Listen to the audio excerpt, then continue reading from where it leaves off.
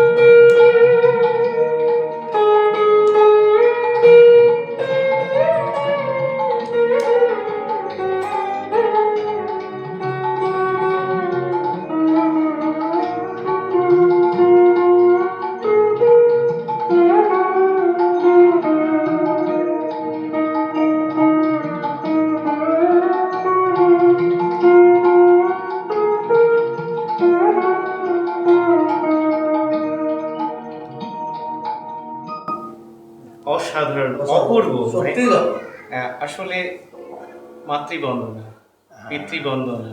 সামনেই হ্যাঁ, মানে আমাদের 15ই আগস্ট, হ্যাঁ, স্বাধীনতা দিবস। আমি ভাবলাম যে বাঙালির মননে সবসময় প্রথমেই থাকেন রবীন্দ্রনাথ। রবীন্দ্রনাথকে সঙ্গে নিয়ে 15ই আগস্টকে সঙ্গে নিয়ে আজকে আমাদের অনুষ্ঠানের সূচনা হলো। আচ্ছা, আর একটা জিনিস অবশ্যই আমরা মাতৃবন্দনা, পিতৃবন্দনা, গুরু বন্দনা, তো সঙ্গীত আসলে গুরুর নামই প্রথমে নিতে হয়। গুরুর নামই তো প্রথমে। আসলে আমার যে সঙ্গীত শিক্ষা জগৎ, মানে আমাকে তো এলাকার অনেকেই চেনেন। আমার নাম সুদীপ্ত মুখার্জি। আমি শেখদিঘি হাই স্কুলের ইকোনমিক্সের টিচার। গান বাজনা আমার বিশেষ শখ।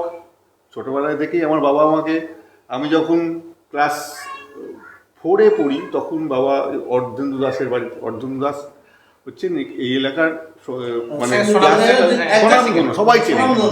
এই অর্ধেন্দু দাসের বাড়িতে উনি আমাকে প্রথম নিয়ে গিয়েছিলেন।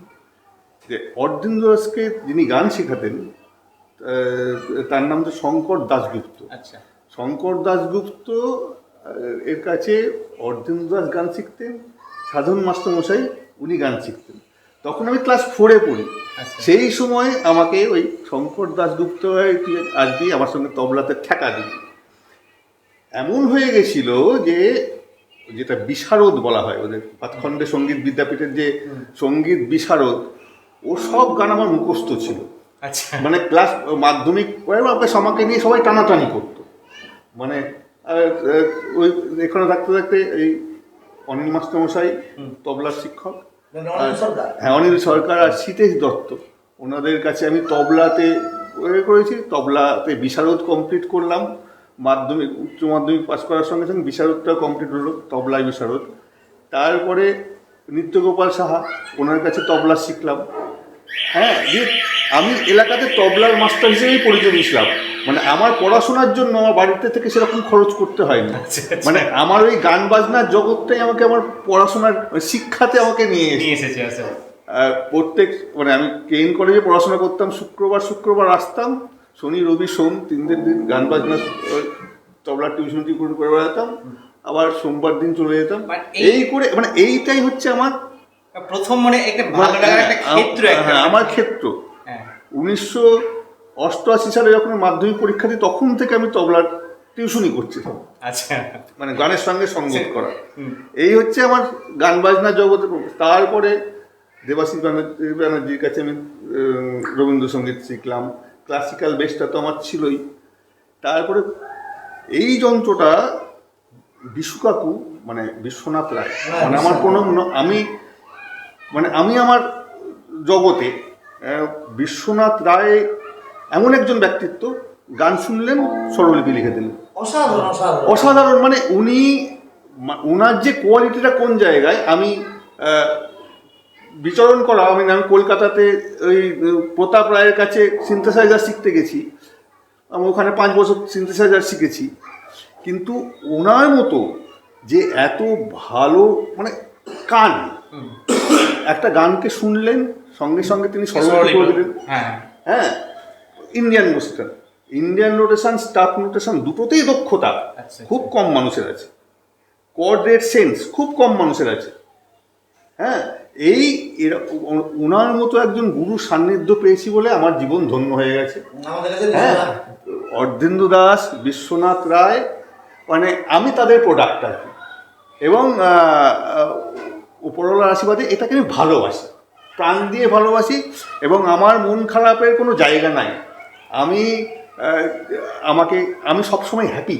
মানে আমি উপরওয়ালার কাছে খুবই আশীর্বাদ ধন্য যে আমি নিজেকে সবসময় মানে হ্যাপিয়েস্ট পার্সন বলে ফিল করি। আসলে এই ফিলিংটাই হচ্ছে আমার কাছে সব থেকে বড় প্রাপ্তি। এই সঙ্গীত জগতের সঙ্গে সম্পৃক্ত থাকা, বিশেষ করে যন্ত্রসঙ্গীত, সুদীপ্তদের কাছে শুনলাম আসলে তবলা থেকে শুরু, এখন হাওয়াই গিটার। হ্যাঁ, এটা একটা ক্ষেত্র থেকে কোনো ক্ষেত্রে বিচরণ। হ্যাঁ, ব্যাপার বিচরণটা আমরা মানে কি বলবো, এটা অনেকে করতে পারে না। এটা মানে প্রগাঢ় একটা ভালোবাসা না থাকে, এটা হয় না। ব্যাপারটা হচ্ছে আমি গান আমি বললাম তো এই সারের মধ্যে ফ্রিকোয়েন্সির পার্থক্য হবেই। যন্ত্র জিনিস আর মুখের জিনিস এক হতে পারে। গিটারটা হচ্ছে এমন একটা জিনিস যেখানে তুমি তারটাকে সঙ্গে এটাকে কানেক্ট করছো, সুরটা একবার এমন অ্যাকুরেট লাগে, কোনো জায়গায় সেটা লাগবে না। সেই কারণে গিটারের যদি তুমি শুদ্ধ সুরটা লাগাতে পারো, তোমার চোখ থেকে অটোমেটিক্যালি জল বেরোবে। এবং এই আনন্দটা হচ্ছে স্বর্গীয় আনন্দ, এবং এই আনন্দটার জন্যই গান বাজনা। আনন্দের ক্ষেত্রপুরীতে প্রবেশ করেছি। সুদীপ্তদার কাছে অনেক কিছু শোনার রয়েছে।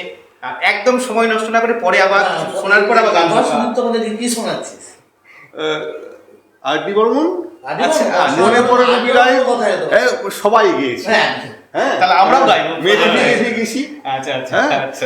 এটা আমার মানে খুবই সোজা একটা সুর, কিন্তু এত মনের মধ্যে দাগ কাটে আর সবাই পছন্দ করে। হ্যাঁ, মেরি ভিগি ভিগিছি বা মনে পড়ে রবি রায়। যারা স্পেশাল ইভেন্ট প্রোগ্রাম দেখছেন তারা অবশ্যই আমাদের প্রোগ্রামটা দেখুন, কমেন্ট করুন।